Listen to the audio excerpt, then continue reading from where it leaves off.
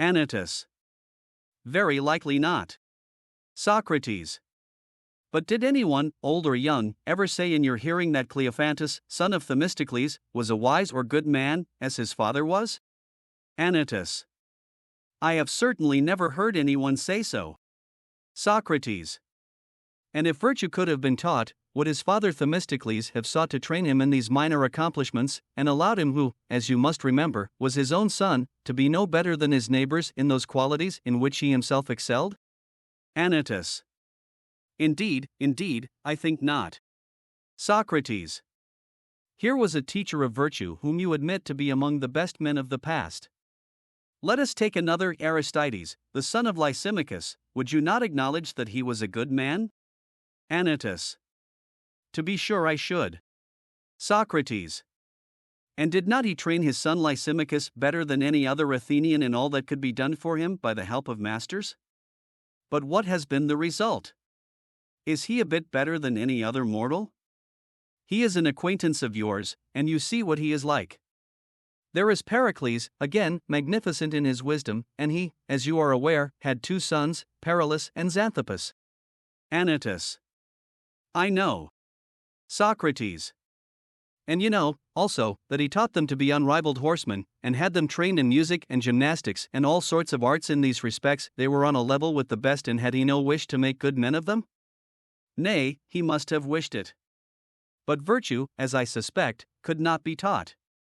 And that you may not suppose the incompetent teachers to be only the meaner sort of Athenians and few in number, remember again that Thucydides had 2 sons, Melesias and Stephanus, whom, besides giving them a good education in other things, he trained in wrestling, and they were the best wrestlers in Athens. One of them he committed to the care of Xanthias, and the other of Eutorus, who had the reputation of being the most celebrated wrestlers of that day.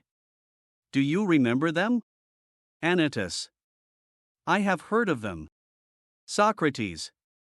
Now, can there be a doubt that Thucydides, whose children were taught things for which he had to spend money, would have taught them to be good men, which would have cost him nothing, if virtue could have been taught?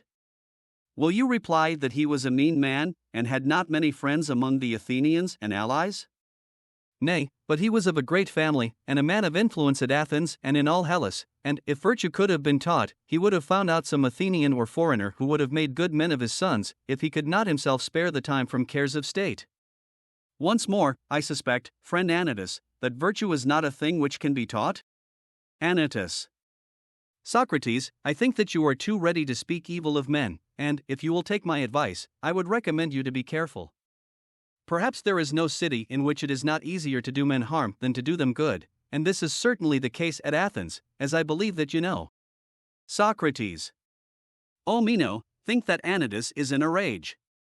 And he may well be in a rage, for he thinks, in the first place, that I am defaming these gentlemen, and in the second place, he is of opinion that he is one of them himself.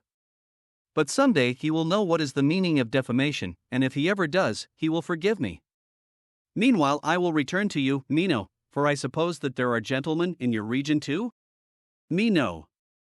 Certainly there are. Socrates. And are they willing to teach the young?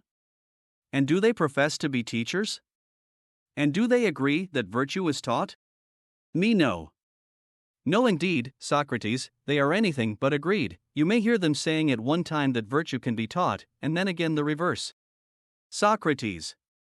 Can we call those teachers who do not acknowledge the possibility of their own vocation? Meno. I think not, Socrates. Socrates. And what do you think of these sophists, who are the only professors? Do they seem to you to be teachers of virtue? Meno. I often wonder, Socrates, that Gorgias is never heard promising to teach virtue, and when he hears others promising he only laughs at them, but he thinks that men should be taught to speak. Socrates. Then do you not think that the sophists are teachers? Meno.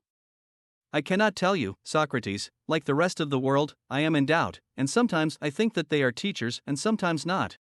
Socrates. And are you aware that not you only and other politicians have doubts whether virtue can be taught or not, but that Theognis the poet says the very same thing?